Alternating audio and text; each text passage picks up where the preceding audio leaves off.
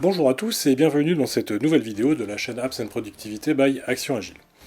Aujourd'hui, nous allons regarder comment faire un tableau de bord de KPI et de KPI qui puissent se suivre dans le temps. Et ce que l'on va chercher à faire, c'est pouvoir comparer nos KPI à une date avec les KPI d'une période précédente.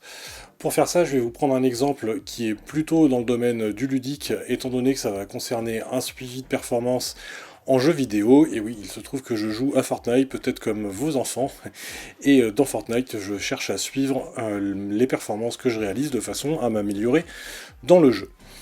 Donc pour que vous compreniez bien, Fortnite c'est un Battle Royale, donc c'est-à-dire que c'est une personne où tout le monde joue sur internet, il y a 100 personnes qui jouent à l'intérieur d'une partie, tout le monde démarre dans un bus de combat, est lâché en parachute et atterrit sur une île, et l'objectif c'est de finir le dernier, après que les 99 autres aient été tués.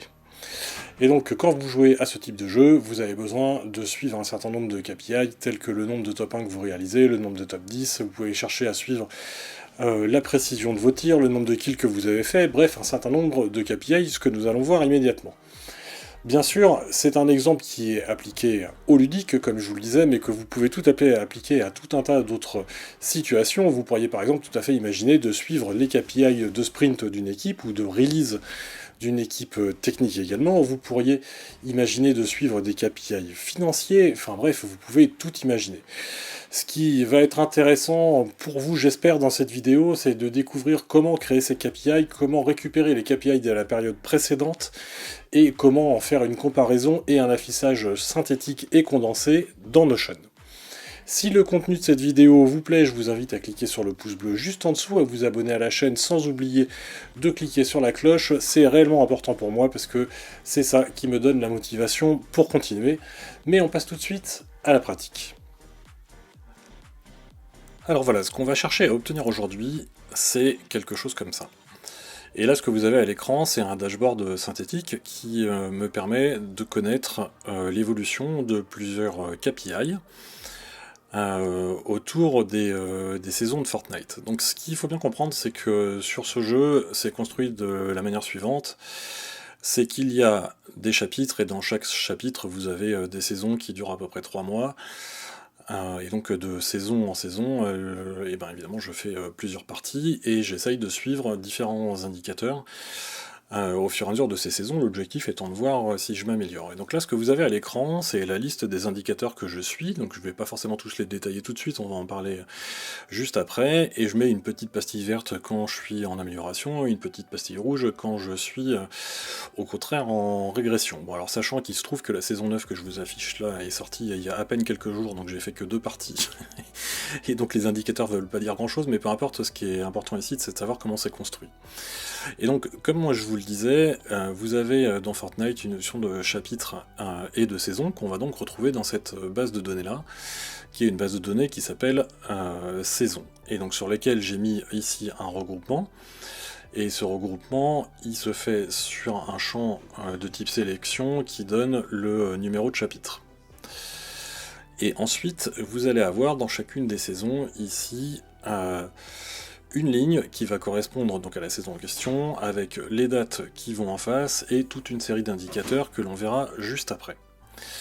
À côté de cette base de données saison, ce que j'utilise pour tous ces indicateurs, et que l'on voit quand on est ici dans une des saisons, c'est que j'ai une autre base de données qui est la base de données des parties.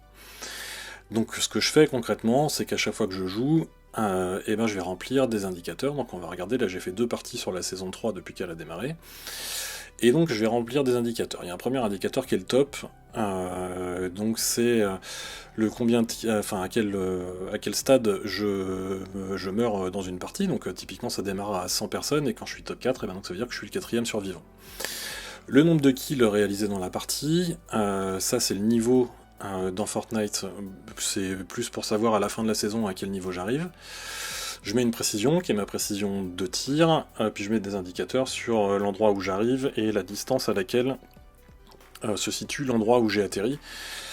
Ce que j'essaie de faire avec ça, c'est de savoir si, déjà, s'il y a certains endroits sur la carte qui me donnent de meilleurs résultats que d'autres, et savoir aussi si en sautant plus vite du bus de Fortnite, j'ai de meilleures chances qu'en sautant plus tard, étant donné que la plupart des joueurs ont tendance à sauter très tôt.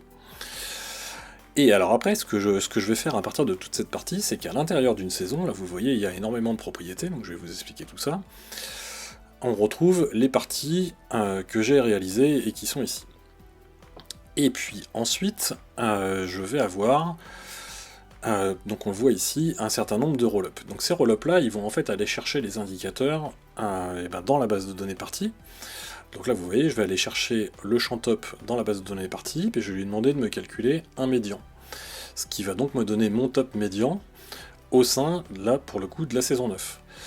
Pour la précision, je fais la même chose, sauf que là je vais aller calculer une moyenne. Sur le nombre de kills, c'est pareil, je vais aller calculer une moyenne. Sur le niveau, pour le coup, ce que je vais aller chercher, c'est le max. Parce que le principe, c'est que vous augmentez de niveau tout au fur et à mesure de la saison, et donc moi ce que je veux savoir, c'est dans une saison, à quel niveau je suis arrivé. Donc c'est pour ça que je prends le max, parce que du coup, ce niveau-là est censé progresser tout au long des parties, c'est impossible qu'il revienne en arrière. J'ai un indicateur qui me calcule le nombre de top 1, donc c'est le nombre de fois où je suis arrivé premier d'une partie, et le nombre de top 10 que j'ai réalisé.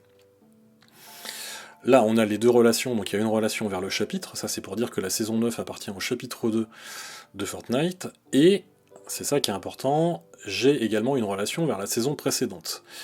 Donc là, comme on est dans la saison 9, je fais une relation vers la saison 8, et alors pourquoi je fais ça? Et ben c'est pour obtenir tout ce qui est ici. Parce qu'ensuite, je vais faire d'autres roll-up, et ces roll-up là, ils vont aller chercher dans la saison précédente les indicateurs qui sont les équivalents de ceux-ci. Donc je vais aller chercher les kills de la saison précédente, le nombre de top 1 de la saison précédente, et ainsi de suite jusqu'au bout. Et pourquoi je fais ça? Parce que moi je veux pouvoir comparer dans la saison 9 mes indicateurs que je suis en train de calculer avec les indicateurs de la saison précédente, de façon à pouvoir avoir donc une progression. Et alors en dessous, ce que vous allez retrouver ici, ça c'est une astuce, parce que vous voyez quand je vais chercher ici tout ce qui est le nombre de kills sur la saison précédente, donc que je vais chercher sur le champ saison précédente, je retrouve pas ici le champ qui correspond au roll-up du nombre de kills. J'en avais déjà parlé dans une vidéo précédente, parce que vous pouvez pas faire un roll-up sur un autre champ de type roll-up. Alors du coup, ce que je fais, c'est que sur ce roll-up là, par exemple, sur le top médian, eh ben, je vais également créer une formule, sur laquelle je mets un petit chevron devant pour pas qu'elle s'appelle de la même manière. Et cette formule, ce qu'elle va faire tout simplement, c'est qu'elle va aller me chercher le top médian, qu'elle va arrondir à 2 décimales. Et pourquoi je fais ça? Eh ben c'est parce que dans le roll-up vers les saisons précédentes, même si je peux pas aller chercher le roll-up qui est ici, par contre je peux aller chercher des valeurs qui sont dans une formule. Et donc ça, c'est ça qui me permet d'aller récupérer toutes les valeurs statistiques de la saison précédente. C'est parce que j'ai recopié ces valeurs à l'intérieur d'une formule, et j'en profite en général pour faire un arrondi.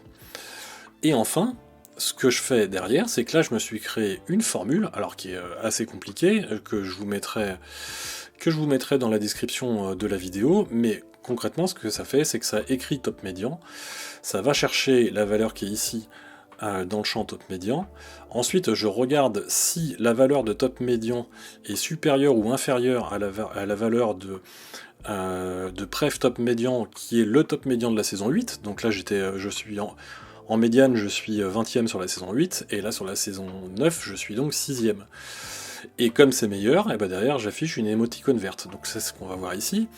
Donc là ce que je fais, c'est que je lui dis d'aller chercher, déjà d'écrire top médian, de rajouter la valeur du top médian, qui est donc 6, comme on vient de le voir. Ensuite je teste si le top médian est inférieur au top médian de la saison précédente. Si c'est le cas, j'affiche une icône verte. Si c'est pas le cas, j'affiche une icône rouge. Et derrière, j'affiche Prev, ça c'est pour Previous, donc autrement dit la saison précédente. Et je vais aller chercher la valeur du top médian de la saison précédente. Parce que c'est bien d'avoir un indicateur vert en me disant que c'est mieux, mais j'ai aussi besoin de savoir à quel point c'est mieux. Alors là, pour le coup, c'est beaucoup mieux. Bon, en même temps, ça veut rien dire vu que j'ai fait que 2 parties, mais au fur et à mesure que je vais faire des parties, et vous voyez, on le voit ici sur le nombre de parties, sur la saison précédente, par exemple, j'ai fait 200 parties. Donc quand je vais arriver aux alentours de 100-150 parties, le top médian il va commencer à s'affiner, et c'est là où je vais voir comment je me situe par rapport à ce que j'ai fait à la saison précédente. Pareil sur la précision. Là, pour l'instant, j'ai 14% de précision, mais ça veut rien dire parce que je viens tout juste de changer, j'ai fait que 2 parties, comme je vous le disais. Mais je vais arriver sur la saison 9 peut-être à 20% ou peut-être à 29%. Et moi, c'est ça qui m'intéresse, c'est de m'assurer que ma précision, elle s'améliore et qu'elle se dégrade pas. Parce que c'est dépendant de tout un tas de facteurs, comme par exemple la précision de votre souris, enfin il y a plein de choses qui rentrent en ligne de jeu. Et donc je veux savoir si j'ai besoin de changer par exemple la sensibilité du jeu parce que ma précision est en train de baisser. Cette vidéo est maintenant terminée, j'espère qu'elle vous aura inspiré pour créer vos propres tableaux de bord et vos propres suivis de KPI directement dans Notion.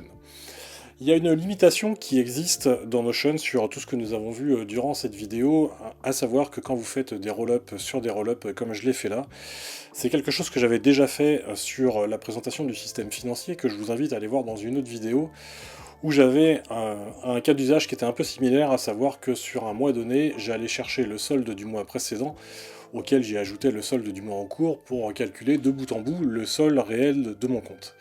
Il s'est trouvé qu'au bout de 4 à 5 itérations, donc 4 à 5 mois, les calculs commençaient à être faux, et donc j'ai contacté Notion pour savoir la raison, et ils ont rajouté une limitation dans le produit, pour éviter de faire trop de calculs de roll-up sur des roll-up qui leur faisaient tomber leur infrastructure.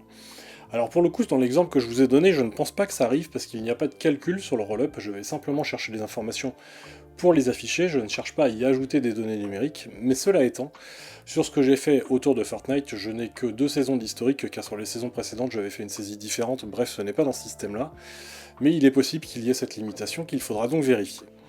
Si le contenu de la vidéo vous a plu, je vous invite à cliquer sur le pouce bleu juste en dessous, sans oublier de vous abonner à la chaîne et de cliquer sur la cloche pour ne pas rater les prochains contenus, et je vous dis à la semaine prochaine.